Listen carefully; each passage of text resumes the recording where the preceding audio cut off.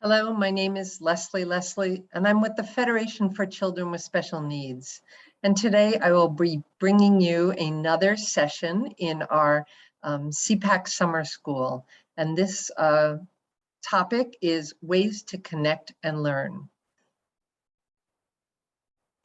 So all summer long, we have been using the Massachusetts statewide family engagement frameworks to talk about how CPAC should be engaging with not only the families in their community, but with their school district, and how you can build relationships. Because the first element in the framework is all about building positive relationships. And so today we're going to talk a little bit more around some of the unofficial duties of the CPAC and how important it is that the CPAC start to maybe connect with some families through informal events, activities, family-friendly types of get-togethers so that they can meet and listen to families, and how we need to make these inclusive of all children and especially children with disabilities. And also why it's important to invite community leaders to partner with the CPAC to build those connections within your community. So hopefully you'll be able to differentiate between the formal business CPAC meeting, which is an open public meeting, and public events, lectures, activities, get-togethers that you might be planning for your community. I hope that you'll understand the role of the CPAC in working with the district to bring forward that annual basic rights workshop.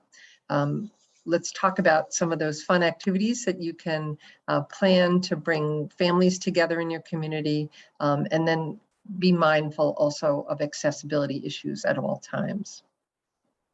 So the difference is really that the CPAC is a public body in Massachusetts and therefore needs to follow the open meeting law.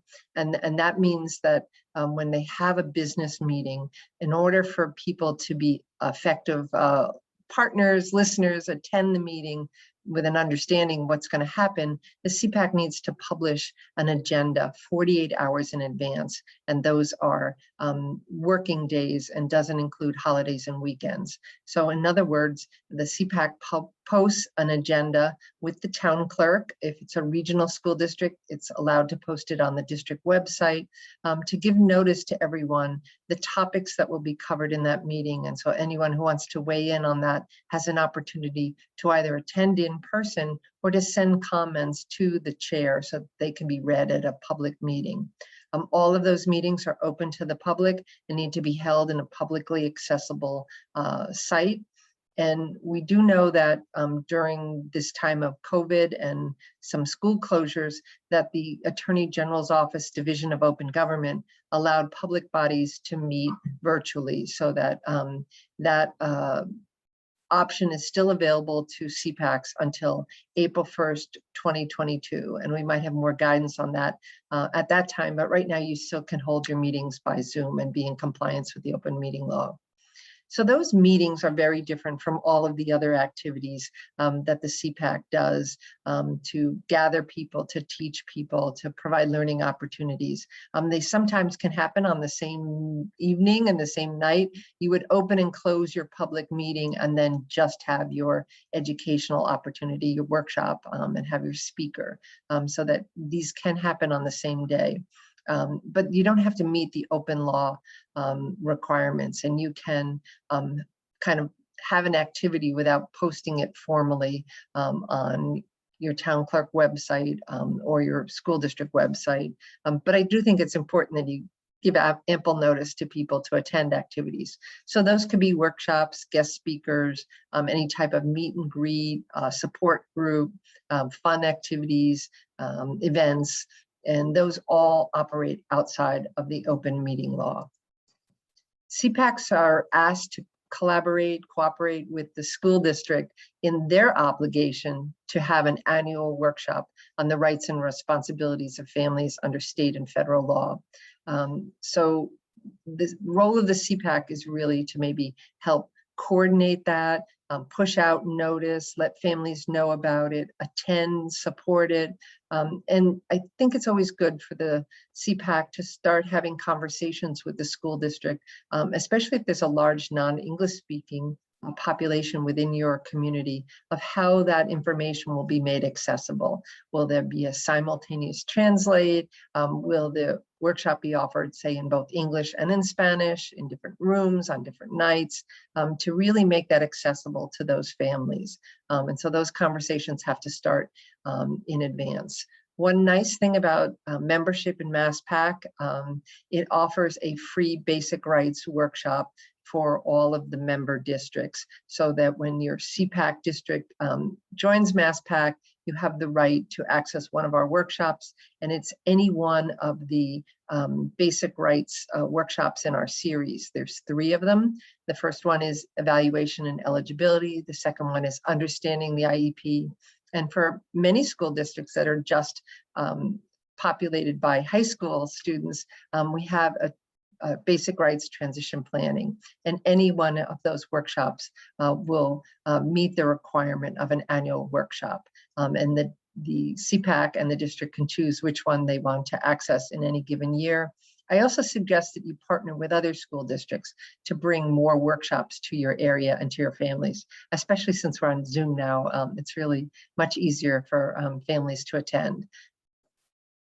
The activities can go all over the place, and it really depends on the interest of the families in your community and the interest of the CPAC members to bring forward events and activities. You may start to partner with things that are already happening within your school, such as the open houses, and have a table at a school open house so that families are aware that there is a CPAC and their role. And you might have some resources on the table. If you have a CPAC brochure, that's a great place to share it with your community. So those events might be scheduled by the school, but the CPAC can join in. A disability awareness event is always a great way to start talking about awareness of disability, resources, the importance of inclusion. And so that might be something that's done in partnership with other organizations within your community and your schools. We attend a lot of resource fairs at the Federation, and that's a great way to bring in local partners and local organizations that serve kids with disabilities and bring them all together so that families can learn all in one place and start to walk around the local cafeteria or gym to learn about all of these organizations and ask questions and find the resources that they need.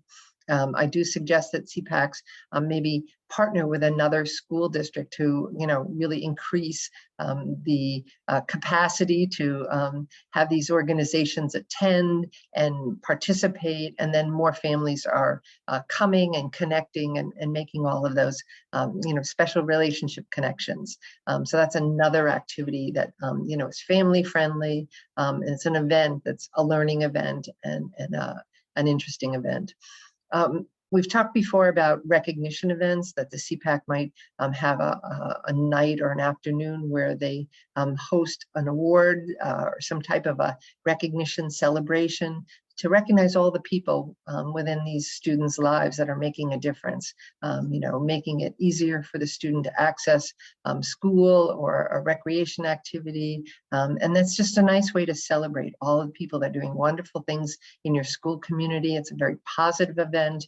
And it really just underscores how many people are involved in special education in your school community. And that's another option for a kind of a friend-raising event for the CPAC.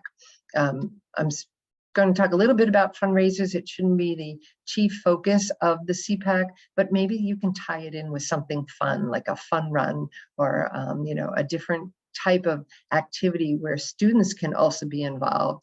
Maybe they're going for a world record in hula hoop or something like that, so that you're having an opportunity for people to gather, students to be involved, families to be involved, And it has a purpose of maybe raising some funds for something that you want to sponsor within your community, a workshop, a buddy bench, something along those lines, but it's involving students and it's involving fun and it's involving families. And so you're bringing people together, and it's a marketing also opportunity to talk about the CPAC and your role. And different types of recreation events would also be important. Let's say it's a very cold winter and you can have maybe the high school gym opened up for activities so that students can come in and play indoors and maybe involve, say, the local honor society to help you set up a mini Olympics course or some kind of a strength training exercise class, so that people are coming together and you're starting to make this an inclusive, fun event for students and families. So I think you just always have to stop and think of, like, how can you plan to make your events family friendly? And when we were together, we put ideas in the chat box and talked about ways of encouraging families to attend or just making it easy for them. And there were lots of ideas thrown out there that included childcare, having food or refreshments available so that families felt that there was, a very welcoming environment, having translators available so that families could access the information and the activities and had support around language, to have lots of helpers involved and inviting community partners to the table so that the event was successful and that everybody had the appropriate support. So those are just some of the ideas that were generated during that session. One thing we have learned is that if you link it to learning, people show up. It's more than just a meeting, it becomes a fun learning experience. So anytime there is an opportunity to share curriculum or programs within the community, where if the school district is inviting in families and students to have a fun math night or a literacy night, that's a great way to attract families. They'll come, they'll bring their student, they'll learn together, and they'll walk away with more knowledge and information and have a fun time doing it. And so how can the CPAC get involved in those activities, encourage their families to attend, and then also address any accessibility issues that need to be considered for those types of events? So that's where the partnership comes in and collaboration to make these successful. Or the CPAC could lead that event. Just different ideas, but bring learning out, and you'll get families to come because they really want to know what students are learning and how to support that at home. You can highlight your service providers in your community and have a meet the therapist a night or afternoon, or visit a resource room or a learning lab, because people are curious about who's delivering the programming, what type of programming is, what is 3 times 20 minutes of OT mean on my child's IEP. But if they met the people who are delivering the services and they talked about what would be appropriate for an elementary school versus a high schooler, that's all important information. So now you have kind of an activity, an event. It's outside of CPAC business, but it goes to the core of what the CPAC is doing, is getting information and resources to families. And you're going to hear questions and you're going to learn things about that may inform the CPAC in its advisory role. And anytime you can showcase students' work and highlight them and get that out there, whether it's a talent show, an art show, poetry reading, you'll bring families to the table, and you'll also give students opportunities to participate and be on stage for even a couple of minutes. And I think that's important. It's a great learning process for students. So the CPACs can be involved in all of this, and whether it's whole school or just disability related, that's your choice, and what works best for your school and community. One of the things that I've had the wonderful opportunity to participate in is parent universities. And I participated not only as at a resource table, but as a speaker at the Wakefield Parent University. And it was a wonderful event held on a Saturday morning. I think it was a very cold Saturday morning, if I remember, in March. And the whole school was taken over. There was, coffee and refreshments in the cafeteria, resource tables, and lots of information tables so that families, when they came in, could drop off their kids for either childcare or the fun zone in the library. They had a blow-up castle in the library. And then there was not only a keynote speaker in the morning, but there were 3 options to go to 3 workshops, and the workshops rotated. So anybody who came to be a speaker did that workshop 3 times. And so there was a whole morning of learning between 9 and 12, bringing people together, topics on general ed, special education, and the Boston Public Schools also does something similar to that. It's just empowering families to learn more and to, learn from educators and community partners in presenting classes. It's just a really fun idea. It's maybe a great way for the CPAC to partner with other parent groups and community groups. It's a way of creating another school community of learning. And I think that these are very successful events and a lot of work, but I think it's very valuable to constantly, be the champion of learning within your school community as a CPAC. So I just included a couple resources here at the end. This toolkit of resources is a link to kinds of PDF pages on all of these elements that are really tied into family engagement. So you'll see a lot of the themes that we've been talking about the whole summer in these documents that are part of this toolkit. And then for those of you who are new to CPAC and don't really have a great understanding of the open meeting law, there is an online open meeting law written guide that you can access. But if you also go to that site, you'll be able to go back and see that they have online webinars so that you can attend a learning webinar and learn a little bit more about open meeting law so that you're prepared and ready to go as a formal CPAC. So that's the end of this session. Thanks very much. And I hope you'll check in and attend session 9, which is our next one in our series.